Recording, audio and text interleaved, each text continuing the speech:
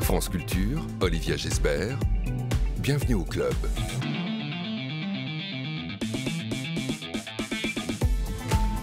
Bonjour à tous. La littérature dans le prétoire avec la romancière Constance Debré aujourd'hui. L'ancienne avocate devenue écrivaine interroge dans Offense, son nouveau roman publié chez Flammarion, la frontière entre le bien et le mal. À travers le parcours d'un criminel ordinaire, elle quitte cette fois l'autofiction mais retrouve les marges. De Playboy à non, retour sur le parcours d'une battante de la littérature, féroce, en colère aussi peut-être. Constance Debré est l'invitée de Bienvenue au club.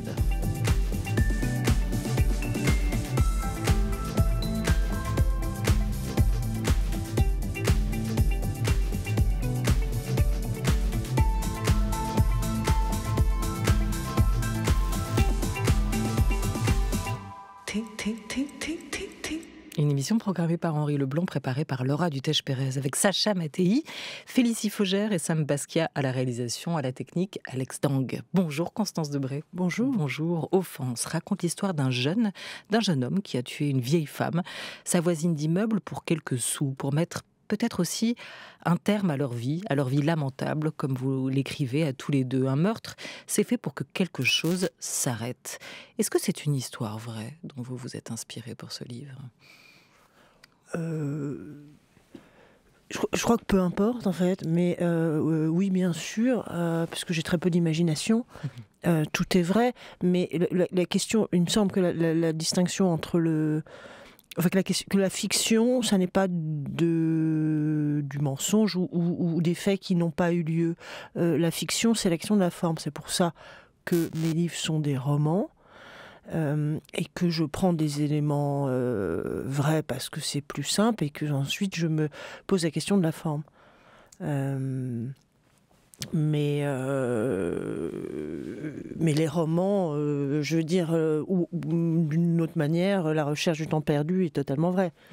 Alors, histoire vraie ou histoire fausse, réelle ou fiction, totalement. La question, c'est pourquoi cette affaire ou ce cas d'école, peut-être, vous a frappé, vous a marqué, au point que vous ayez eu envie de l'autopsier et de parler de nous à travers ça.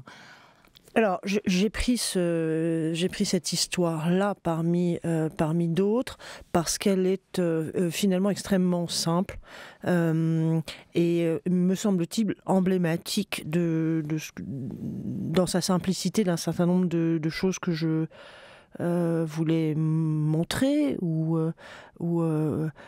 dire, ou en tout cas laisser dire à travers mes phrases. Et puis, dans sa réalité, c'est une réalité où c'est une figure, à la fois celle du meurtrier et celui de l'accusé, qui est double,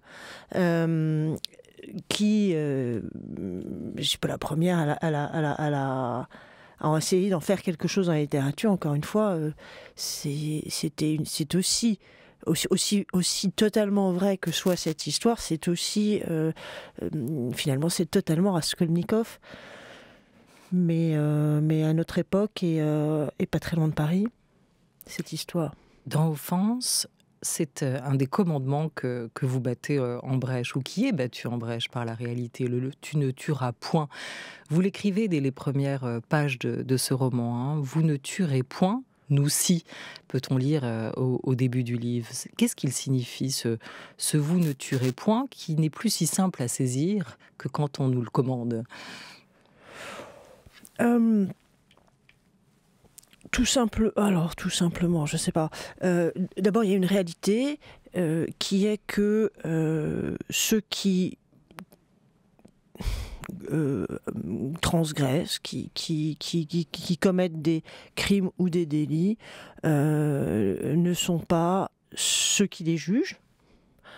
Et ne sont pas tout le monde, et non pas, me semble-t-il, simplement parce que ils sont plus près du mal que ceux qui ne les commettent pas. Et que si derrière toute règle de droit il y a de la morale, en réalité dans ces affaires-là, il y a quelque chose qui n'a absolument rien à voir avec la morale. Alors que ceux qui les jugent ou ceux qui ne les commettent pas, c'est-à-dire par exemple vous et moi, a priori, et beaucoup de gens qui nous écoutent, encore une fois, ne sont pas meilleurs. Et donc ça nous permet de croire qu'on est meilleur, mais je ne crois pas que ce soit le cas. Mais ce que vous dites, c'est que c'est a priori quand même la mère de toutes les lois, la mère de toutes les morales, quelque chose qui s'impose à tous. Donc pourquoi ? Et c'est aussi ce pourquoi qui vous semble vous intéresser dans ce roman. Oui, pourquoi est-ce qu'on transgresse ? Pourquoi est-ce que il peut y avoir un passage à l'acte ? Alors, pardon, je ne veux pas vous répondre, mais pas tout de suite, mais je crois aussi que la littérature a à voir avec la transgression. Ou que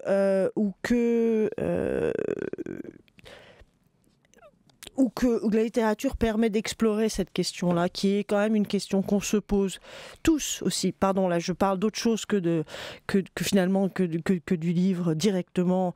Je parle de quelque chose qui est derrière le livre. Je crois qu'on se pose toujours la question. Il faut se souvenir à ces grandes questions philosophiques qu'on se pose, en tout cas à l'enfance, au moment de l'enfance. Parfois on les oublie, qui est effectivement celle du meurtre. Celle des positions extrêmes de l'existence, c'est-à-dire celle du meurtre, celle de celui qui est tué, celle de la peur, celle de la plus grande quand on est victime, celle de celui qui va être jugé par la totalité par le groupe. Et c'est aussi des positions que la littérature permet d'explorer, parce qu'elles disent des choses, je crois, essentielles de notre condition humaine. Voilà, pardon, je réponds absolument à côté de ce que vous me disiez. Non, pas du tout. Est-ce qu'on peut dire en fait que la littérature, pour vous, permet de penser ? De la même manière que votre narrateur dit qu'il faudrait d'ailleurs s'intéresser à un moment à tous ces actes qui mettent dans un état si particulier qu'on en arrête de penser. Est-ce que la littérature, c'est ce moment où on peut réenclencher la pensée? Oui, bien sûr. Je crois que la littérature nous permet de penser, et nous permet d'essayer de penser. Nous permet, et finalement, est-ce que la réalité est la figure d'autre chose, ou comment, qu'est-ce qui se passe, voilà, qu'est-ce qui se passe, et comment est-ce que nous on doit essayer de penser ce qui nous arrive, comment est-ce qu'on doit essayer de penser, prendre nos décisions, mais aussi de penser ce qui nous arrive, et essayer de repenser ce qu'on nous dit aussi. C'est le fameux mouvement de Descartes. Je prétends pas être Descartes, mais voilà, qui va essayer de dire, mais peut-être que c'est pas exactement ce qu'on nous raconte. Et je pense que dans l'interdiction, pour revenir à vous ne tuerez point, cette fameuse interdiction qui traverse la plupart, sinon toutes les sociétés humaines, je pense qu'elle n'est pas là, cette loi, cette grande loi, uniquement pour, ou peut-être pas là du tout, pour interdire le meurtre, qui n'a jamais, qu'on sache, disparu d'aucune société, mais peut-être pour créer finalement quelqu'un qu'on va pouvoir juger, c'est-à-dire pour pouvoir poursuivre le sacrifice qui existe dans encore une fois, toutes les sociétés. Et là, ça paraît quelque chose de très ancien, cette idée du sacrifice. Or, je suis convaincue que le système judiciaire, les systèmes judiciaires, sont aussi là pour permettre de continuer à sacrifier des membres de la communauté au profit des autres. Voilà. Oui, d'ailleurs, vous avez parfois la dent dure, et notamment dans Non, votre précédent livre, avec les juges, avec le boulot des juges, qui n'est pas totalement glorieux ou pas tout le temps glorieux à vos yeux, mettre en tôle les pauvres, en gros, c'est aussi ça, une des fonctions de la justice aujourd'hui, faire un tri, une sélection. Oui, mais c'est pas leur faute. Ils sont là pour ça, et ils essayent parfois de le faire le mieux possible. Et les juges ont une position difficile, qui est celle de la responsabilité, qui n'est pas celle des avocats qui parlent. Voilà, on a ou le pouvoir, ou on parle ou on a le pouvoir, mais c'est jamais les deux à la fois. Mais cela dit, oui, ne nous leurrons pas, les juges ne sont pas là pour faire la justice. La justice est le nom d'une administration qui porte le nom d'une vertu, mais ça n'est qu'une administration. Et il s'agit effectivement que le calme règne dans une société. Or, qui dérange la société et met du désordre, eh ben oui, c'est toujours ceux qui sont généralement dans un mode de survie, ceux qui n'ont rien à perdre parce qu'ils n'ont généralement pas grand-chose. Donc ce sont souvent les classes les plus défavorisées. Et donc, mais ça on le sait depuis, me semble-t-il, toujours. En tout cas, je suis pas la première à le constater. C'est pas une excuse, parce que je m'interroge toujours beaucoup et je crois à la liberté individuelle. Mais oui, il y a un cadre politique et social qu'on peut pas nier. Sauf qu'à un moment, comme vous étiez barré de votre famille, vous vous êtes aussi barré des palais de justice. Ancienne avocate, Constance Debré. Pourquoi en fait vous avez quitté les prétoires? Pourquoi vous avez décidé de vous consacrer entièrement à l'écriture? Pourquoi vous avez rangé votre robe d'avocate? Est-ce que c'est justement parce que certains ont le pouvoir et d'autres ont les mots? C'est-à-dire, est-ce que vous pensiez que dans ce cadre-là, vous étiez impuissante avec vos seuls mots? Oui, sans doute, certainement. D'abord, je crois, indépendamment de ça, je pense que j'ai la conviction certainement de l'ordre de la foi et peut-être aussi peu rationnelle, mais que la littérature est quelque chose de très important, plus important pour moi que ce que je faisais avant. C'est tout. Ça, je pourrais m'arrêter là. Pour moi, c'est-à-dire pour vous ou pour nous? Pour moi, avec la conviction que c'est un absolu, oui, que c'est une vérité absolue. Parce que la société a aussi besoin d'avocats ou de défenseurs qui ont la foi. Non, mais je ne méprise pas du tout ça. Mais ouais. je pense que la création artistique et l'art est quelque chose d'important et de plus difficile que de ce que je faisais, enfin que mon métier précédent, métier d'avocat, pour moi. Donc il fallait le faire puisque c'était difficile. Néanmoins, oui, vous avez raison. Si j'ai quitté cette fonction, c'est aussi parce que j'avais le sentiment qu'on est finalement un prétexte au système, c'est-à-dire qu'on défend pour dire que celui qui va être condamné est défendu et que finalement on est de toute façon à un stade tellement avancé du processus qu'on sert pas à grand-chose et que de toute façon on s'adresse à 3 personnes quand par exemple c'est un tribunal de 3 magistrats comme c'est souvent le cas qui se fichent un peu de ce qu'on leur dit. Est-ce qu'aujourd'hui vous écrivez contre de la même manière que vous plaidiez contre en vous plaçant toujours dans le camp des vaincus? Souvent, pas que. Je crois que si on plaide contre, si on ne fait que plaider contre ou écrire, ou si on ne fait qu'écrire contre, on rate quelque chose. Je crois qu'il y a derrière, il faut une proposition pour un, ou en tout cas un espoir ou de nous. Et je crois que ça, c'est quelque chose que j'ai essayé de mettre un peu dans le livre. Il y a par moments ce nous qui affleure. Et le nous, c'est de dire que quelque chose est possible entre nous tous, malgré le mal qui nous traverse tous. Parce que je crois que c'est ça aussi que je veux dire. C'est simplement que il n'y a pas un camp du bien ou du mal. Le monde n'est pas séparé entre victimes ou coupables, que les deux choses sont mélangées, que c'est notre misère, mais peut-être aussi notre grandeur, en tout cas ce qui nous est commun. Voilà, c'est à la fois notre solitude et ce qui nous est commun. C'est ce que j'appelle l'humanité. Il y a le nous et il y a le vous, parce que ce jeune homme qui a tué cette vieille dame Et il était proche d'elle avant. En tout cas, c'était celui qui l'aidait de temps en temps à porter ses courses.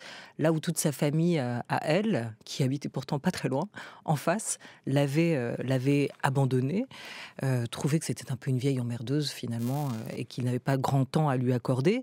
Il le dira à son procès, en tout cas c'est dans le livre, dans Offense, lui qui l'avait tuée, avait été le seul à parler d'elle avec bonté, ça c'est ce que votre narrateur dit. Et lui raconte, je l'ai tué, mais je l'ai tué à votre place. Je l'ai tué pour vous et avec vous. Voilà, c'est cette histoire du nous et du vous que vous nous racontez aussi. Oui, je crois aussi qu'on est concerné par tous les actes des hommes, en fait, quels que soient les actes. C'est-à-dire que, je crois que c'est une phrase de Karamazov, mais évidemment je vais pas le citer correctement, mais on est coupable de tout devant tous les hommes. Voilà, et on est coupable du meurtre commis par autrui sur quelqu'un d'autre. Il y a quelque chose qui nous concerne, et je pense que tout meurtrier nous engage la responsabilité des autres, en fait. Et je me demande dans quelle mesure il ne tue pas à notre place. S'il n'y a pas dans celui qui va chuter, disons, pour employer un terme ancien, voire religieux, quelque chose qui est aussi de l'ordre du sacrifice. Est-ce que le narrateur, dans ce roman Offense, est-ce que la romancière se fait l'avocat du diable? Est-ce qu'elle se fait aussi peut-être l'avocat ou l'avocate d'une cause perdue? Je sais pas, oui. En tout cas, j'ai ce mouvement, mais qui je pense, est pas très personnel, ou en tout cas qu'on a tous, qui est de tout à coup, dès qu'un homme se sort du groupe, soit par un acte extrême, enfin quelle que soit l'extrémité de son acte, et par le moment où il va être jugé par le groupe, de m'intéresser à lui et d'essayer de parler pour lui. Parce que ce mouvement de sortir du groupe dit quelque chose qui nous concerne tous, qui peut être une colère ou un désespoir. Et puis on sait très bien que le groupe ne supporte pas quiconque s'éloigne, et donc va à ce moment-là le tuer, ne serait-ce que symboliquement. Et là tout d'un coup se met en place une autre violence. Donc bien sûr que oui. Et parce qu'on est toujours dans aussi, enfin en tout cas ça nous parle tout, ce moment où on est seul face au groupe. Voilà, la question de notre solitude face au groupe. Donc voilà, mais je pense que toute la littérature parle aussi de ça, parle de la question de l'individu face au groupe. Autrice de Offense, publiée chez Flammarion, l'écrivaine Constance Debré est notre invitée. Il est 12h18 sur France Culture.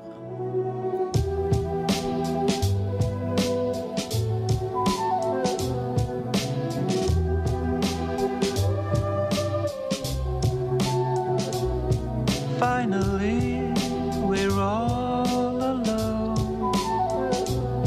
All the guests have now gone home. This party was the best. Our apartment's a mess. I take care of it tomorrow.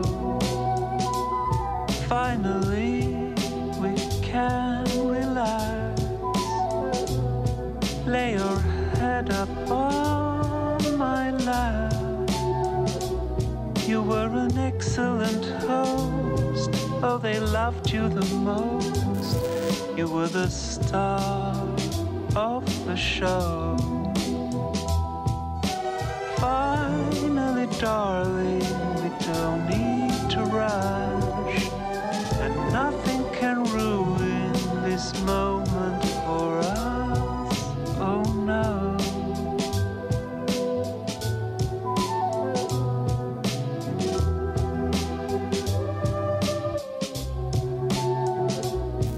Finally, we're all alone. All the guests have now gone home.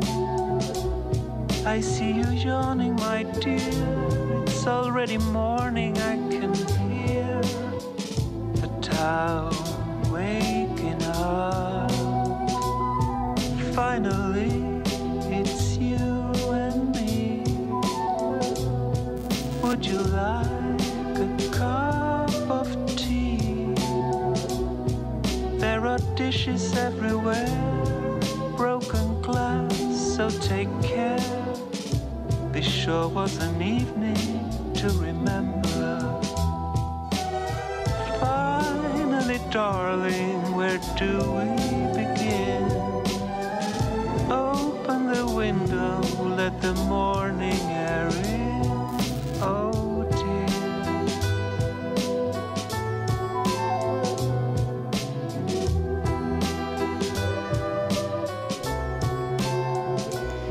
Le crooner suédois J.J. Johnson avec ce titre Finally, premier extrait de son nouvel album Fétiche.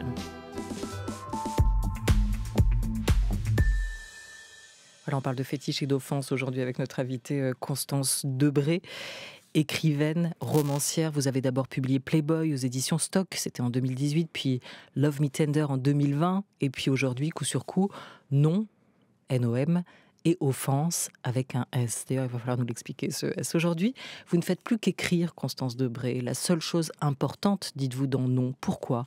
Vous en avez parlé presque comme d'une drogue dans ce livre Non de l'écriture, hein, avec une accoutumance qui a l'air d'avoir été extrêmement rapide pour vous.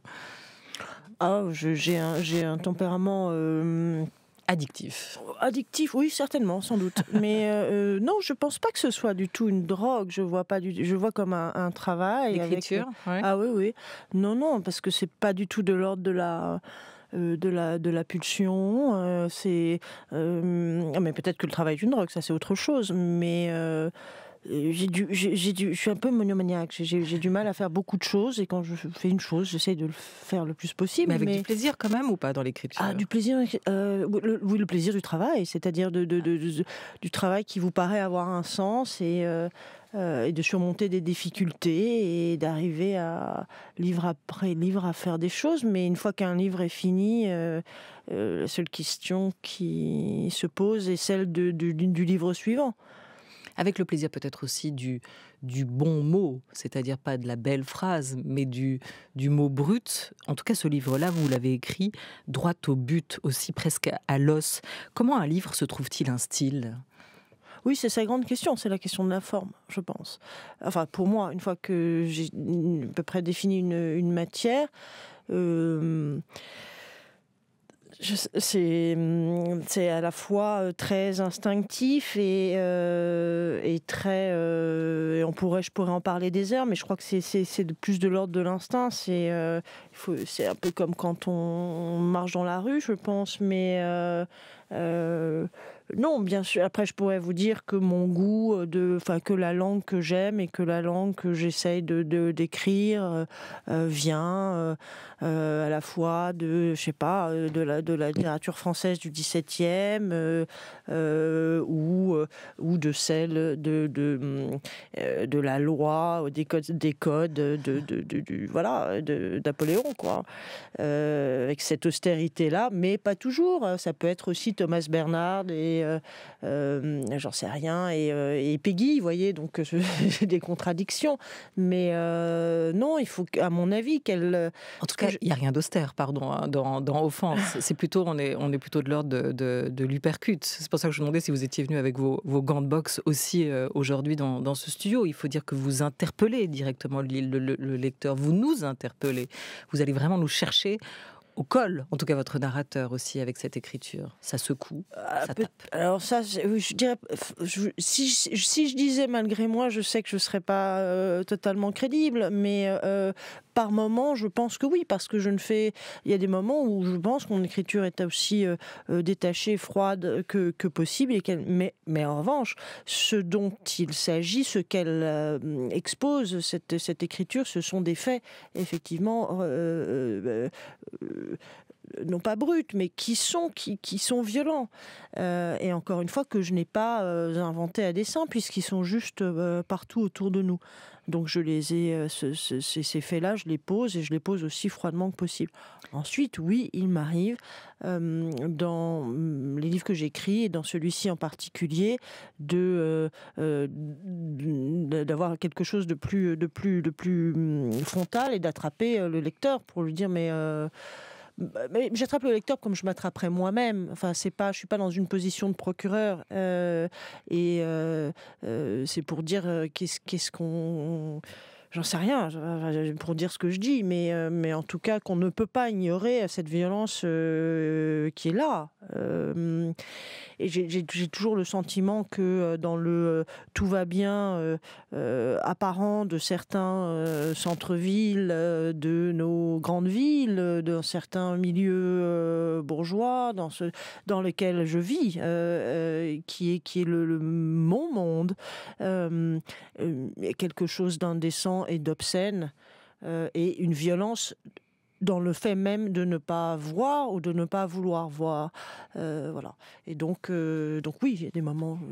Mais parce que... je pense que c'est quelque chose qu'on sent tous, qui fait nos colères, mais qui sont souvent rentrées. Et la colère et le désespoir, ce sont les mêmes choses, à mon avis. Donc la littérature aussi, pour dire ça, c'est quelque chose qui ne va pas. Voilà. Dans Non, vous disiez que vous aimiez... Deleuze, ses réflexions sur la vie, sur le sens de la vie, et notamment sur la question du corps, mais aussi Jean-Patrick Manchette. Jean-Patrick Manchette, qui est quand même un des rois du néopolar, pourrait-on dire. Il disait souvent aussi que cette forme-là, le roman noir, est-ce que d'ailleurs au fond c'est pour vous un roman noir ou un polar? En tout cas, ça lui permettait d'aborder le réel, la critique sociale, mais tout en jouant avec cette forme littéraire, tout en étant dans un exercice un peu un télo qui lui plaisait. Est-ce que c'est aussi cette quête-là, cette quête littéraire que vous faites à travers cela? En plus de l'envie d'écrire pour comprendre pourquoi on vit, quelle place on a dans cette société. Alors, je ne sais pas si c'est un roman noir, certainement un roman est certainement noir, mais c'est complètement vrai. Alors, à ce moment-là, il faudrait mettre Crime et Châtiment ou L'étranger dans la catégorie roman noir. Mais pour parler 2 secondes de Manchette, Manchette est effectivement, à mon avis, un des plus grands romanciers français, notamment de cette période-là, qui en gros après le nouveau roman, tout d'un coup il se passe quelque chose, et Manchette est un des écrivains les plus politiques par sa forme du roman. J'adore Manchette, oui. Je dirais pas grand-chose si ce n'est j'adore Manchette en fait là. Alors on ne sait pas si c'est un roman tout court ou un roman noir, en tout cas c'est pas publié dans cette catégorie-là, mais juste vous devez nous répondre, Constance Debré, avant de se quitter, sur le S de offense. Quelles sont les offenses? Elles sont partout. D'abord, c'est celles qu'on reçoit, tous, et celles qu'on commet, tous. Et dans le livre, je crois qu'absolument personne n'est innocent. Voilà. Le meurtrier est coupable, et ça, je ne l'excuse pas une seconde. Mais tous ceux qui sont autour de lui, comme ceux qui le jugent, c'est-à-dire nous. Merci beaucoup, Constance Debré. Offense vient de paraître chez Flammarion. Merci 1000 fois. Merci.